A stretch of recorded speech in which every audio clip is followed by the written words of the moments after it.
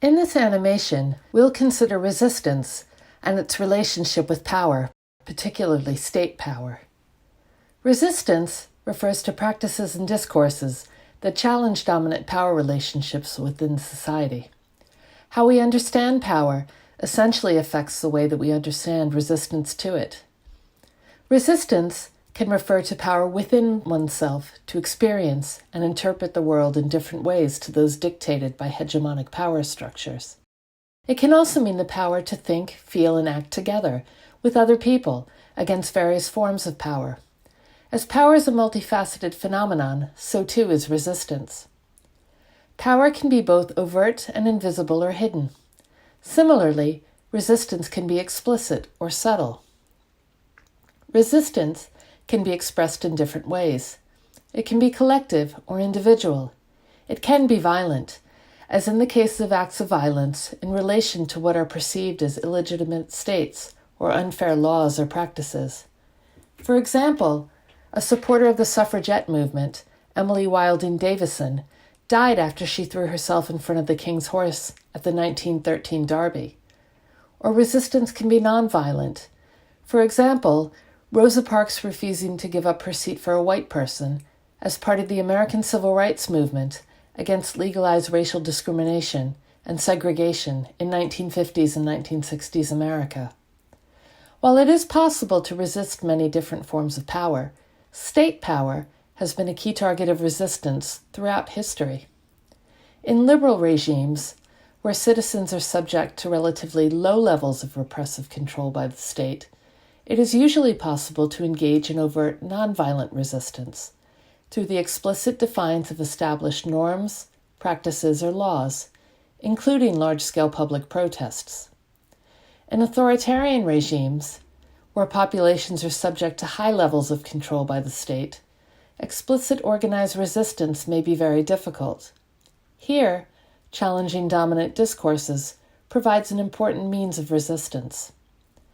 This can involve overtly substituting dominant discourses with alternative discourses, such as the labeling of individuals engaged in political violence as either terrorists or freedom fighters. But even these small acts of resistance can sometimes grow into bigger social movements. One example of this was the 2011 Arab Spring pro-democracy movement, in which protests against individual states sparked large-scale demonstrations across a number of different countries of the Arab world, with social media seen as one means of connecting individual protests to a bigger social movement.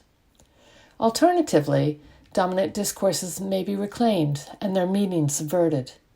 For instance, terms such as queer and crip are now being used by LGBTQ+ and the disabled communities respectively. This does not mean that these words cannot be used as slurs, but that members of these communities try to reclaim and subvert the injurious power attached to them. Cultural resistance, involving the use of art, music, literature, and dance, has played an important role in expressing resistance to dominant discourses. For example, in the context of colonialism, music forms like the blues or martial arts disguised as dance, like capoeira, arose as a means for enslaved people to defy their suppression of their culture and their oppression. Some people have questioned whether the apparent expressions of resistance might ultimately serve to enhance, rather than challenge, state power. For example, granting citizens the right to peaceful protest can, in practice, reinforce a state's power and legitimacy. This is because peaceful protest can act as a safety valve that releases citizens' angers and frustrations, making it less likely that they will engage in more radical and challenging forms of resistance against state power. It is also worth bearing in mind that acts of resistance aren't always progressive. They can also sometimes reflect standpoints that resist social change. Resistance has helped people to fight for and secure freedom from various forms of oppression and inequality throughout history.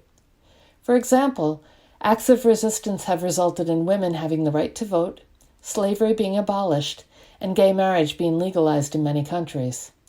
However, the impact of a particular form of resistance will depend on the conditions in which it takes place and the perspective from which it is judged. Still, It is important to note that even the smallest acts of resistance may not necessarily radically change society, but still hold significant meaning for people engaged in acts of resistance and those on whose behalf they are resisting.